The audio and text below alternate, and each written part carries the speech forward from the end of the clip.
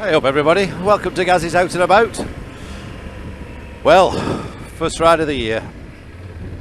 But sun's out, so I thought we better get the bike out, give it a bit of a run.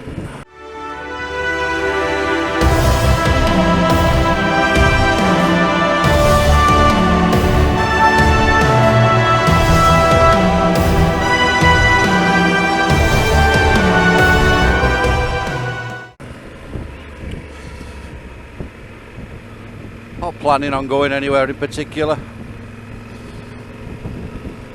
God, it feels good to be back on the bike though. Hope everybody's doing well.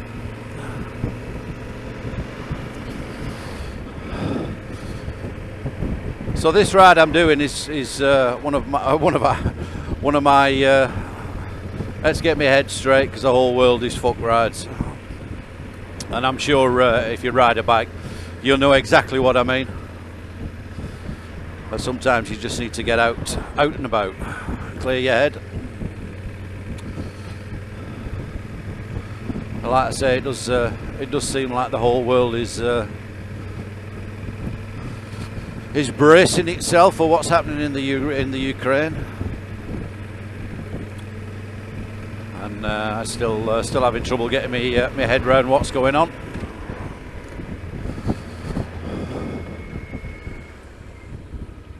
But anyway, enough of that. Usual checks done. Tyre pressures, oil, water.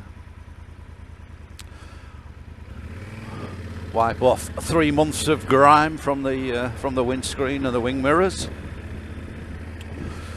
I use an Optimate charger, and bike charged and started first time.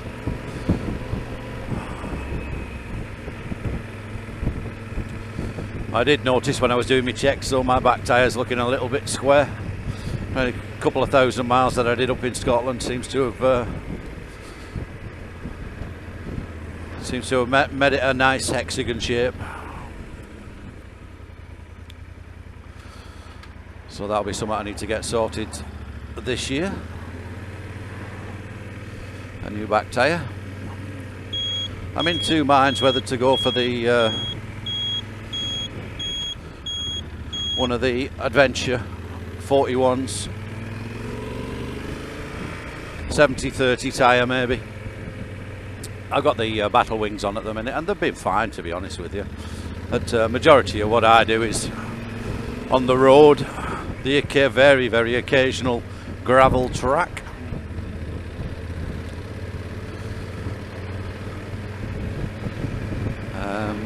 But I'm going doing the Adventure Bike Rider Festival this year,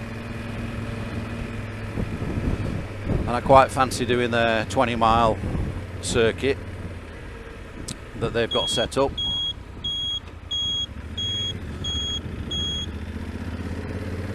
So obviously might need something a bit more chunky for that. Plenty of time between now and then though, not till June,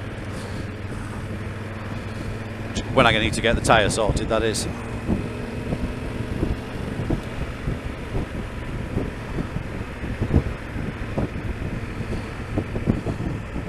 It's one of the first years I've actually put the bike away for winter this year. Brand spanking new bike last year, so I thought I'll put this one away and try and keep the salt off it.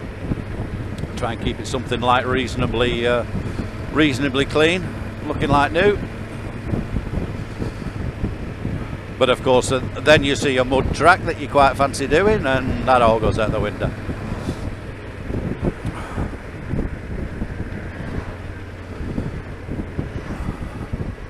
I've been watching Richie Vida's episode up in the Shetland Islands. What a tour. What a tour. As far north in the UK as you can possibly get. Some amazing scenery. Did all right for the weather by the looks of it. Bit blustery, I think, on a couple of the days, but not too much rain. And definitely one for my bucket list, I think. I'm still working out where to go this year. You know, fancy doing Ireland till the world settles down a bit, maybe.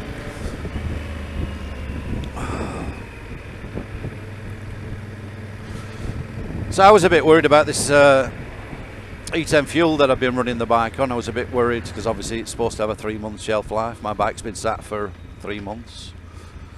It seems to be running all right so far, anyway. No misfiring, which is good. So when I set out today, it was lovely and sunny. When that sun's gone in, it's quite chilly actually. But not to worry, it's good, like I say, it's good just to be out on the bike. I'd say we're not going anywhere in particular today. Nice 100-mile ride or so, just to break the bike in.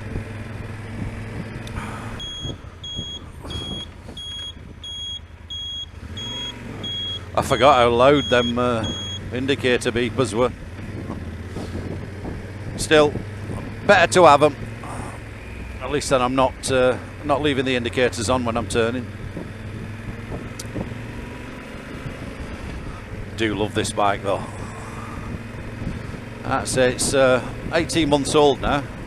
Well, I bought it September, not last year, the year before. Obviously now we're just into March.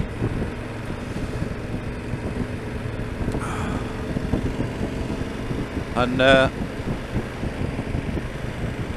it's the third Super Tenere that I've owned in my many years of biking.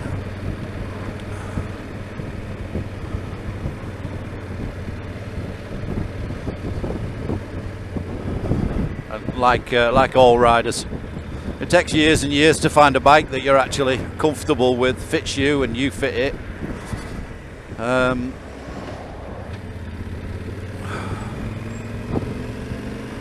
And I knew when I got my very first Super Tenere that was the bike.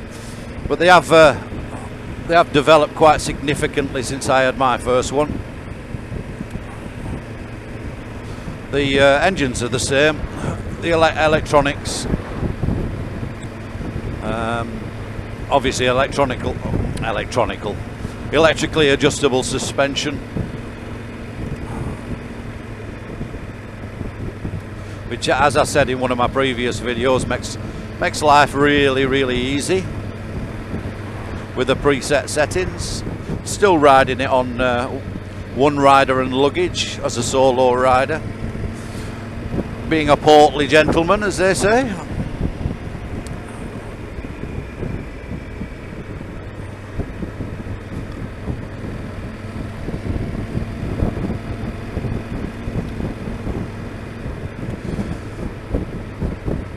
And one or two people have noticed a couple of the other optional extras I've got on this bike, so if I remember them all, I will run through them. So our front fork protectors. So I've had two sets. I got the metal ones at first from S-Moto, but after about 2 months all the paint started to come off, and they would start to look a little bit unsightly. Amazing, I know, because they're not cheap. So then I bought a pair of carbon fibre ones. Now I thought they were just, because they were second hand, so I thought they were just carbon fibre effect. But when they arrived, they were actually the proper carbon fibre ones, which are really expensive, but I didn't pay an awful lot of money for them at all. So I did all right there.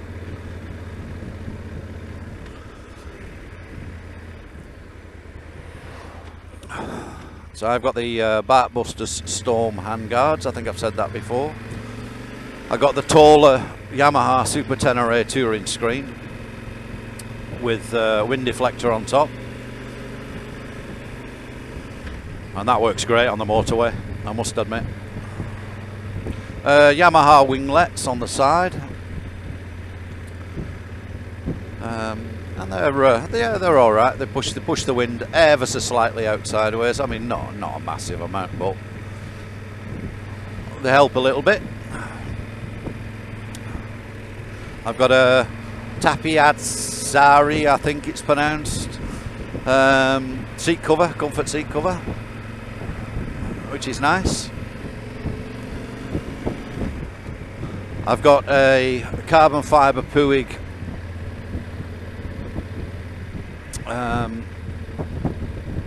I call it a rear guard because it's not really, ooh, diesel. It's not really a hugger because there's quite a distance between the wheel and the rear guard. I mean, it fits like a hugger, but like I say, there's probably 1.5 inches clearance between the tyre and the hugger. For when I want to put the knobblier tyres on. What else have we got? We've got additional front spots. I went through 4 or 5 different sets of them before I found one that I actually like. Bought these from Germany.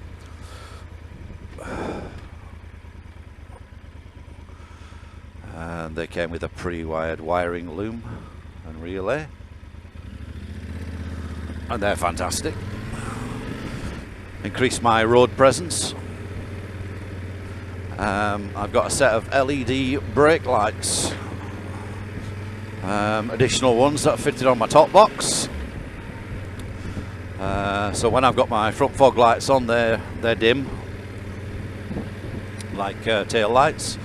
When I apply the brake, they go very bright. In addition to my brake light under my seat.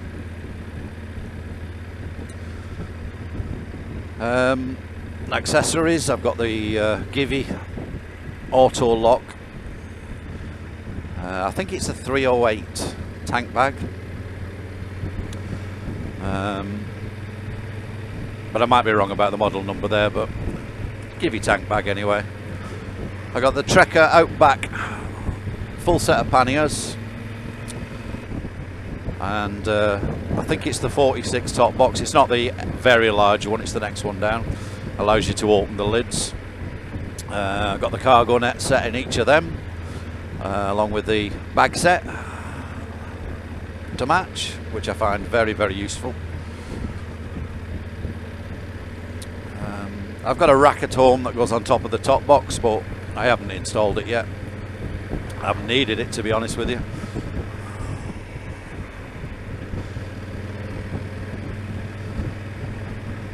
What else have we got? Yeah, we've got the Michelin tyre monitor, tyre pressure monitor, which is great, nice and handy.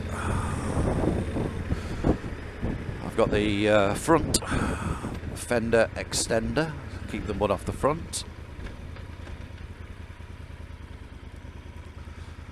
and I've got the genuine Yamaha Raid bash plate on the bottom, which I picked up second hand. Got that on, that was alright.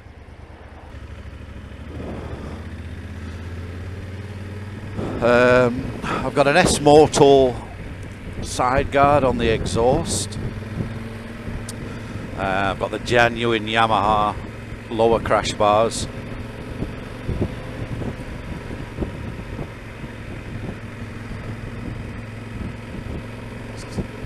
Sat nav, it's TomTom Rider 410.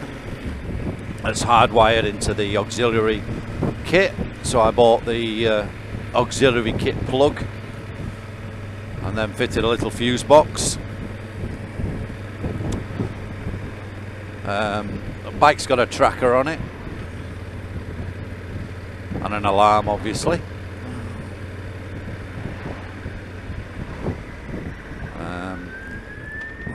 They're both a popular make.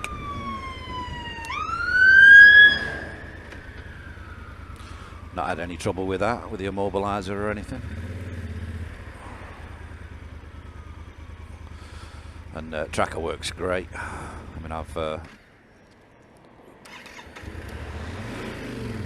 moved the bike a few times in the garage, and tracker sends me a text message, your bike has been disturbed.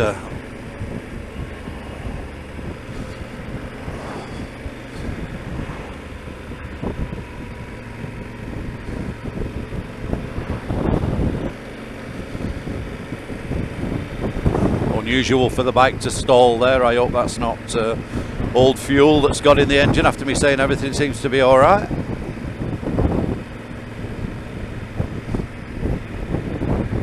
More likely just to be me a little bit rusty after being off the bike for 3 months.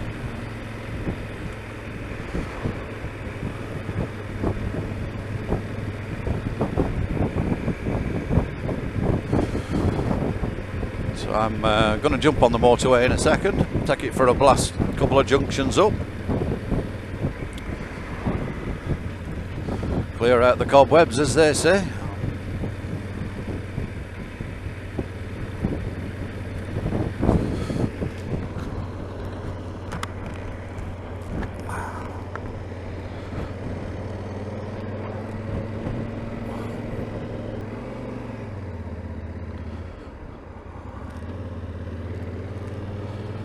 So today I'm trying out a little tip from Richie Vida. Thanks Richie, which was keep the cameras rolling rather than stopping and starting all the time, so you can concentrate on what you're doing. Kind of makes sense, I suppose, really.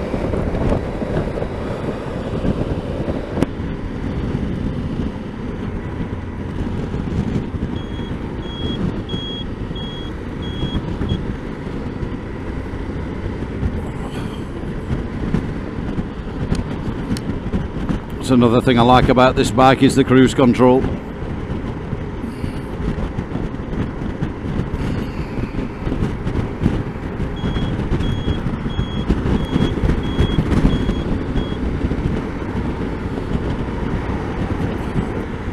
Yeah, I suppose what you end up with when you keep the cameras rolling is just a series of larger files, which hopefully will be a little easier to edit.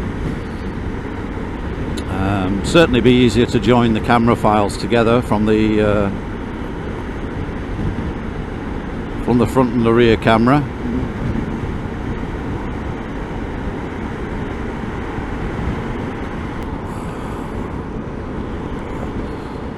My missus loves watching them, which is great. As I explained in one of my earlier videos, my missus used to be my permanent pillion passenger. We always went everywhere together, but these days, unfortunately, due to us both getting older, she suffers with her back after she's been on the bike for about 40 minutes. And rather than making it uncomfortable for her, she loves being on the bike. It was a hard decision to make, but she now stays at home, or today actually she's at work, so that's worked out quite well. And then I make the videos, and then she feels like she can tag along.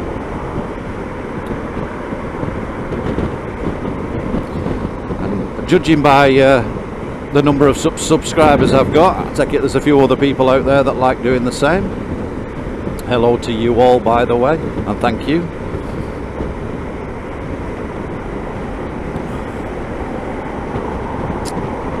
As I say, I'm no expert when it comes to video formatting and all the rest of it. I mean, I think I'm getting a bit better, but any tips are always useful. I had lots of people inquiring about this microphone that I use, and to be honest, it's just a drift camera with a standard drift attachment and the drift microphone that came with it. Well, I say drift microphone, it was an additional purchase, but there's nothing fancy about it at all. Wiring's tucked up in the helmet. I use the RS Viper 171 helmet, which is a Bluetooth helmet, has a microphone already. So I just taped the second microphone to the same microphone stick thing in the helmet.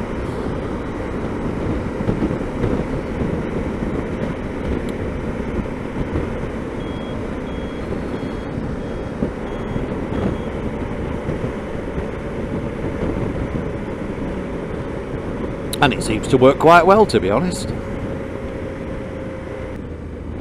It does pick up breathing and sighing and all the rest of it though, which can be a bit of a pain sometimes, but not the end of the world, I don't suppose.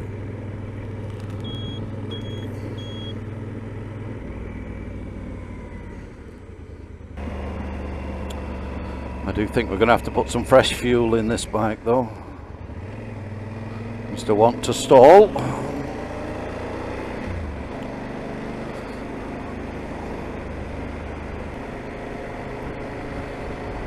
But the important thing is it's had its preliminary spring run.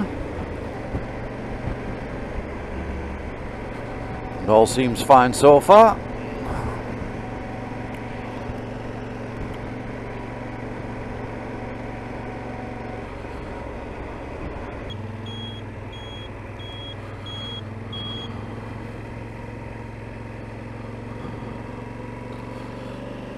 And that particular roundabout, because there's a fuel station just on the other side of it, always seems to have diesel on it, always.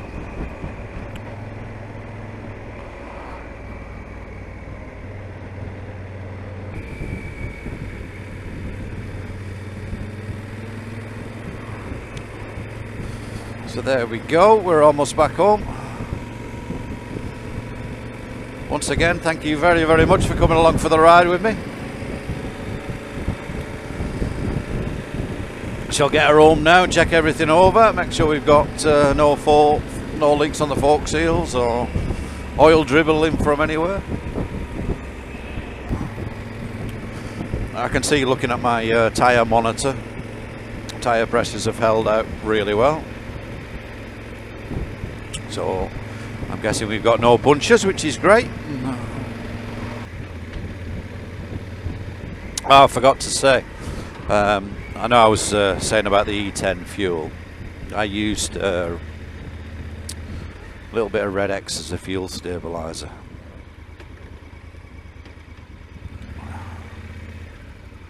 Which is something I was advised to do if I was leaving the bike with half a tank of fuel in over winter.